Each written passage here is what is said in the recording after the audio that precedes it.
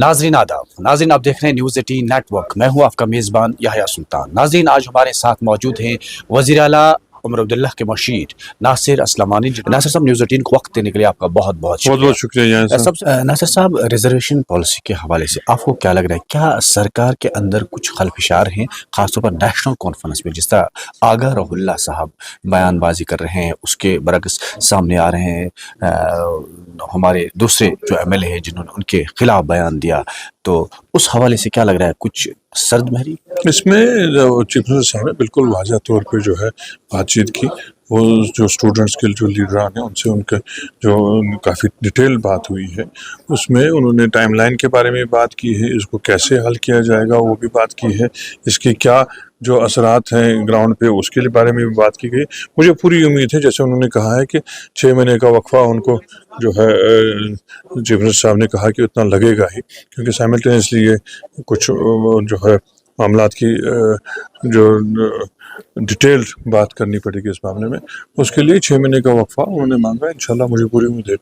आपको क्या लग रहा है कि नेशनल कॉन्फ्रेंस के अंदर सब ठीक ठाक है, जिस तरह बाकी अपोजिशन जमातें चला रहे शूशा?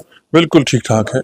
इनकी तो काम ही है, क्योंकि देखिए इनको लोगों ने रिजेक्ट किया है, 5 साल तक इनको इंतज़ार करना है।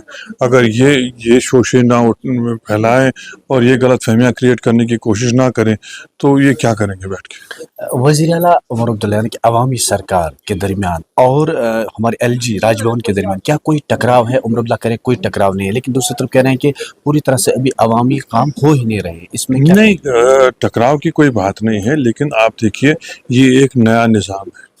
नॉर्मल ट्रांजिशन ऑफ पावर नहीं है, जैसे पहले होता था कि इलेक्शन होते थे, सरकार नहीं बनती थी, स्टेट था तो वो उसी लेगेसी को आगे चलाते थे।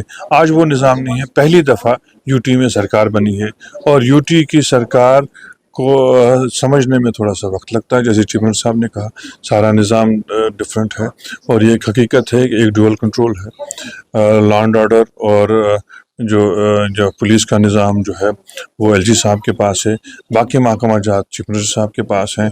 इसमें थोड़ा बहुत वो हदबंदी किसकी कहाँ तक है उसमें थोड़ा बहुत क्लैरिटी आना ज़रूरी था।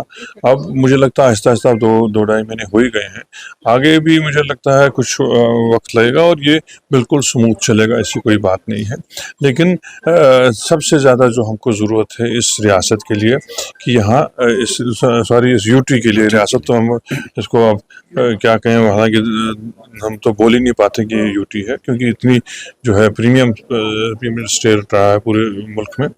इसको वापस रियासत का दर्जा मिलना बड़ा लाजमी है, क्योंकि ये कोई आम रियासत नहीं है। यहाँ डुअल कंट्रोल से मामला चल नहीं सकते हैं, बल्कि खुदा न खास्ता बिगड़ सकते हैं। आपको लग रहा है कि अभी जो ही सरकार में आए कुछ ही टाइम हुआ, लेकिन PDP या बाकी जो अपोजिशन जमातें हैं वो आप पर लगातार इल्ज़ामात की बारिशें कर रहे हैं? PDP कह रहे हैं कि इन्हें फौरी पर रिज़ाइन करना चाहिए क्योंकि नाकाम हो रहे हैं, तो क्या कहेंगे? वो अपनी नाकामी का पहले हिसाब देना, उनको लोगों ने कैसे पूरा रिजेक्ट किया है, वो तो बिल्कुल नाकाम है, उनका कहीं सियासी वजूद ही नहीं है, एक आधी सीट के अलावा उनके पास तो कुछ है नहीं।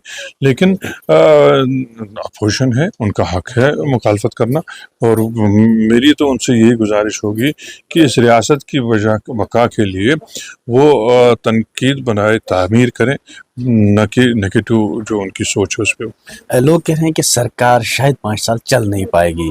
एडवाइज़र वज़ीर आला नासिर असलमानी इस पर क्या टिप्पणी करेंगे? इंशाल्लाह ये 5 साल भी चलेगी और उसके बाद भी लोग हमको एतमाद देंगे।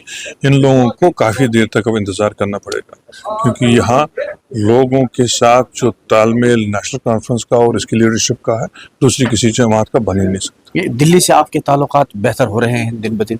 देखिए, हमको दिल्ली के साथ ताल्लुकात करने के बगैर कोई चारा है नहीं। अगर यहाँ हम रियासत का दर्जा हासिल करना चाहते हैं तो ये दिल्ली सरकार से ही करना है, और इस रियासत को आगे चलाने के लिए जब तक उनके साथ वो मरासिम ऐसे ना हो जो इसको नॉर्मल वर्किंग रिलेशन और एक कंजूनियल वर्किंग रिलेशन कहते हैं, जब तक वो ना हो आप कैसे चला पाएंगे?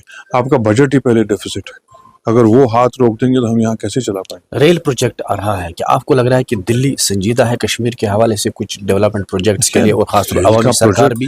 रेल का प्रोजेक्ट कई दहाइयों से चल रहा है और अल्लाह का करम है कि अब हम وہ امید کر سکتے ہیں کہ ریل حقیقتی طور پہ جموں سے سری نگر آئے گی۔ اس کے بہت فائدے بھی ہیں، اس کے فائدے ہیں کہ کنیکٹیوٹی جتنی بہتر ہو ترقی اتنی زیادہ آتی ہے، اور ہم اس کی امید کافی دیر سے کرتے رہے ہیں۔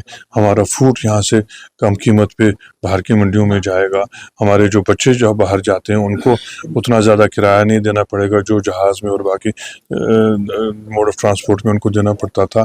ہمارے باہر سے بھی جو ٹورسٹ ہیں وہ اب آسانی سے یہاں آئیں گے، کافی فائدے ہیں اس چیز کے۔ جو وعدے آپ نے سرکار الیکشن کے دوران لوگوں سے کیے تھے وزیر اعلیٰ کی قیادت میں، کیا آپ کو لگ رہا ہے وہ وعدے آپ مکمل کر سکتے ہیں، یا کچھ پہ آپ نے سبقت حاصل کی، میں کامیابی ہوئی؟ میں حیران ہوں کہ سب لوگ اتنی جلدی میں کیوں ہیں۔